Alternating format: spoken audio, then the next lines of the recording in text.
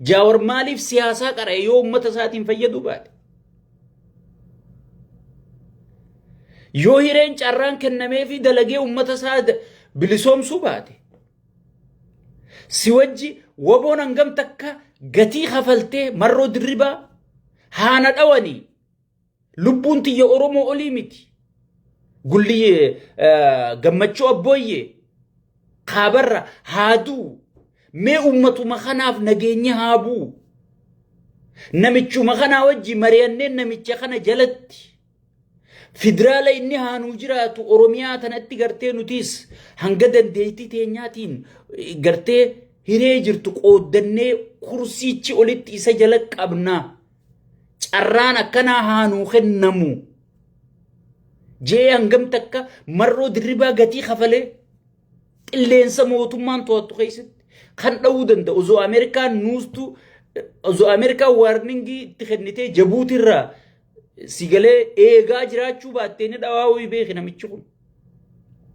No fly zone goote Ameerikaan eeriyaa gartee marroon jiru san xayyaarri Itoophiyaa tokko toora sanirra dhufee ni dhawamaa jechuudha. Jabuutirraa eeguu turan. Osoo Ameerikaan akkasii kenniteef baatte san gubbarraan gurbaan kun Ameerikaa fi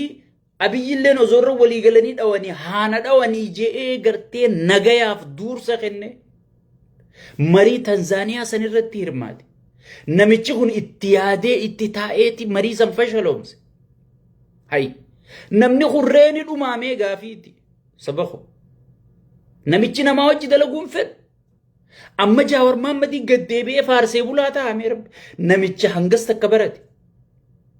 Amma Taayyee Danda'a gaddeebi'ee faarsee bulaa taa'amee sigal. Ummanni kun ummata sirna jaaruu qabu.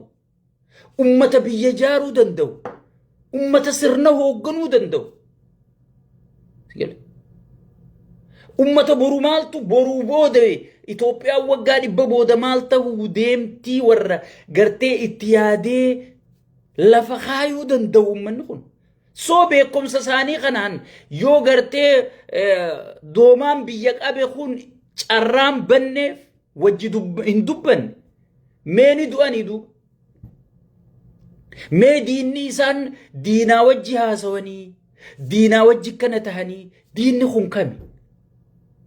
Hay Daani'el Kibret ka akkasitti Oromoon sheeyxaanota jechuu ture 4 kiiloo Abiyyi wajjin jiru. Zammane Qaaseen bar takkaa jecha tokko Oromoon hin jenne bar. Mootummaa tana 4 kiiloo ganda abbaa keenya mana abbaa keenya deebine jee malee sigale takkaa jecha gartee Daani'el Kibret faan Geetaachoo Raddaa faan Oromoon jechuu turan afaanii baafatanii takkaan jenne bar. Yoo ja'an Oromoon jechuu jirti rakkoo jira.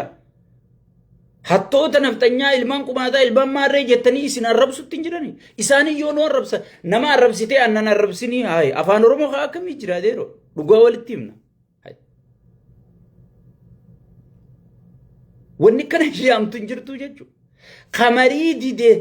namicha kana mootummaan namicha kana laal mootummaan sadii jira addunyaa tanarra. Mootummaa sadii jira. Mootummaan takka ta dimokiraasii dhugaa san lafa qabsiiftee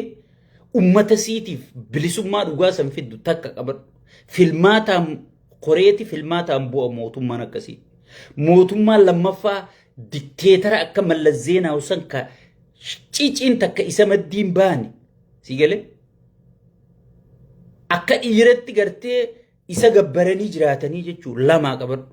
Mootummaan sadaffaa mootummaa waliin bu'iinsaa rabshaadhaan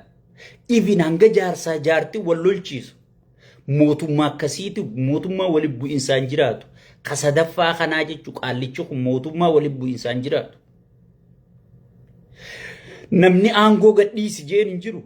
Nagaya buufna biyya teenyarra mari'anna hanga inni faarsee bulaa bobbaasee mee nama Jaawar kana arrabsiisisu jiru laala. Silaa osoo isa bira jiraate dhiiga dhugaa beekadhaan ijjeesaa beekadhu. Dhaqqabuu dadhabee arrabsiisisu jira beekadhu.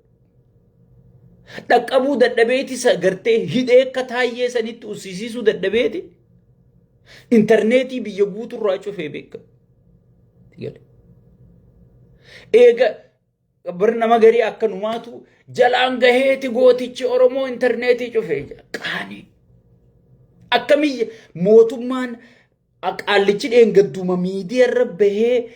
jijjiiramni Itoophiyaa keessa dhufe haazaa wal musiibaan jenne kun jijjiiramaa hunjaamu musiibaa gubbumarraa rabbi Itoophiyaa buuse malee sigale jijjiiramaa anuun amannee ka jijjiirama kana fidee ji'ee mootiin hangas takka dhaadatu akkamitti warra diiyaaspooraa tattaa'eetu haasa'u maaliif interneetii cufare eega jijjiirama isaa ummanni lafatti arku jiraate sigale eega jijjiirama isaa ummanni lafatti arku jiraate eega dhugumaan nagaya ummataa buusu jiraate eega dhugumaan gartee ummatarraa gibira irrisee sigale dhiyeessii manufacturii kana gartee warra qotee bulaa kanaaf tiraantira dhiyeessee warra magaalaatiif daandii godhee hay kaabaa kibbaa biyya wal qunnamsiise jijjiiramni kanaa takka anuun amannee jaabar mootiin hangas takka jijjiirama satti amanee dhaadatu hay maaliif sagalee araara haraaramnu jechuu lallaban jarri araara jechuu lallabanii jechuu sigale sagaleen araaraa biyya keessa dhagayamu sigale sagaleen araaramaa biyya keessa dhagayamu qabduu ji'ee maaliif interneetii cufare hay mootummaan namaan filatame mootummaan ummata biyya saniitiin filatame ummanni isin dhagayuu dide ummanni maarree ta'e yaa jaawar ummanni keenya ibbare eega ummanni hin dhageenye maa interneetii cuftare jaawar laayikii goote sheer goote jettanii nama meeqaa hidhaa jira mee naa himima kaniin an beeku yooniin amma maqaa isaanii dubbaddetti jabeessitan daranuu sigale mee nama meeqaatu hidhaa jira jaawar sheer goote laayikii okay maal eega jaawarin jaalatam eega jaawarin dhageeffatam eega jaawar kara deema jettan eega jaawar Oromoo miti jettanii mimma diina Oromooti mi hay ummanni Oromoo kun hangan takka diina isaatii fi fira isaa adda baasee hin beeku mee ummatuma maan dhiisinaare eenyu diina eenyu Oromoo eenyu fira Oromooti mee walin laallaa mee jaawarumaa fi nama biroo dhiisi marroo faas ها نملالني ما جاور ما في أبيجي ولي قديسيتي في المات الأجواس اللفخايتي ما إنيو تر أرومو برجالة تما سيجله ما نلالاتي سأومتك في المات إسال لما أنا أجيزني خروجو نمني الأجوا كوبيسي سيجله ما كجبتنا بليزو ما كي جبدن مي رب سود مي ماليف كي جبدن رب سودان أبو يو غنم سبيه قلت صلاة الزهرة دورا تجاور الران دنگلاتن سيفينم wanni gartee mootummaan kun faarsee bulaa dura manatti uhay hunda wanni gabbaaseef andeen gadda isinii himeetiin jira namoota sagal bilziqinnaan biyya alaa tana filtee ergitee jirti namoota irra guddaa kunu namoota asii laayifii waraabu harkaa jirta warra bilziqinnoota warra ummata keessa deemee namu bitu sigale akkaan waan hin anfaan faayidaan bitamutti sigale waan barbaadde siigoona maarra siigoona sigale namichi nu harkaan qabu waango mitirkishoodha baartii tana si ijaare arrakkaanan paartii ijaaretti mul'ate sigale arra eega ummanni kiyyana dhageeffachuu eegale kana akkaan an paartii ta bilziqinnaa san jaare dheengadda gartee ta'aqataan alannu yaasaniiti ammoo arra isinii paartii tana jaare way maarree isin jaare hay nuti an kanaa booda waan ummata oromootiin taan sigale funyaani naabaatuna ziqee mantaan even jannanni nu yoo oromoon taane waan oromoon seentuu wajji seena deeme sigale saniifu obboleeyyan kiyya wanni isaan iyyisiisa wanni isaan boochisa wanni isaan interneetii cufsiisa yaadan qabdu mootummaan kun kijibee fixate abiyyi guyyaa namni kijiba isaan beekne nama shawwate nama bira kutee addunyaa shawwatee noobilii fudhate ollaan isa jibbe keeysoon paartii isa hifatte hojjetaa mootummaa isa jibbe ummanni corroqa lafaa dhugu abbaan humnaa si ukkaamseeti hangana tibboosin naa godhuu baattu hangana gartee baankii tiyyan naquu baattu maallaqa mataan sirraa muraa ilmootiitirraa mataan muraja intalti tee yoo bereedde nama fedheetu haqawwee qabuutu mata qabee fudhatee akka fedhe godhee sigale heerriin jiru namoonni ollaa hundi harkarraa kaasatan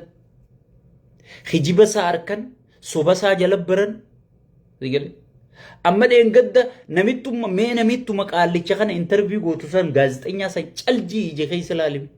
hoggi inni haasa'u akka waan gartee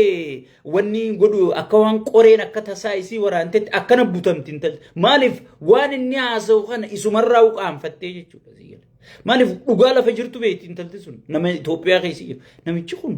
samirraa haasa'u jiramoo dachirraa Itoophiyaarraa haasa'u jiramoo biyya tamirraa haasa'u jira jettee konfiis taate taqla matarraa muraa mire sigale abbaan ajjecha abbaan hidhaa mootiin soba sigale mootiin faarsee bulaa kun yaadan qabu yaanni isaa gartee hidhuu ajjeesuu arihuu sigale kana qofaa jechuudha saniif akkatti gartee faarsee bulaa baasee iyyisiisee faarsee bulaan iyyee dadhabnaan intarneetii cufee jechuudha yaadan qabu yaad maleeyyii sigale yaad maleeyyii mootummaa yaad maleeyyiidha jechuudha so amma poointiitti yarra deebuuf duraanisii wanni yaadde ololaas oofsifnee jaawar nama jibbisiifnee bakka sabaa sablammii kana hunda Tigree fi Amaara wal ficcisiisee Shaabiyaa hunda gaxafeeree wal ficcisiisee sigale nama kana hunda diigee Oromoo hanga gosa baasee diigee sigale wallaalaa isaatti bitee wallaalaa kanaan gartee Oromoo tana gosaan bara Harargeetu for first time history addunyaa keessa takkaa Harargee gosaan deemtu rabbiin agarsiifne Harargeen ati Oromoo taanaan siif duuti feetu kiristaana ta'e feetu bineensa Oromollee Harargeen ni duutiif sigale Harargee tana hunda kaan hiyyoomsee diinagdee isii fayyadamuu dhoorkee hiyyoomsee sigale nama walirra bitee keeysaa fi alaan gartee faayidaan bitamu bite aangoon bitamu bite kaan hidha galche akka taayyee faa je'eeti namni walta hunjiru jee diriirfatee ciisuu barbaade balumaatti bu'e sigale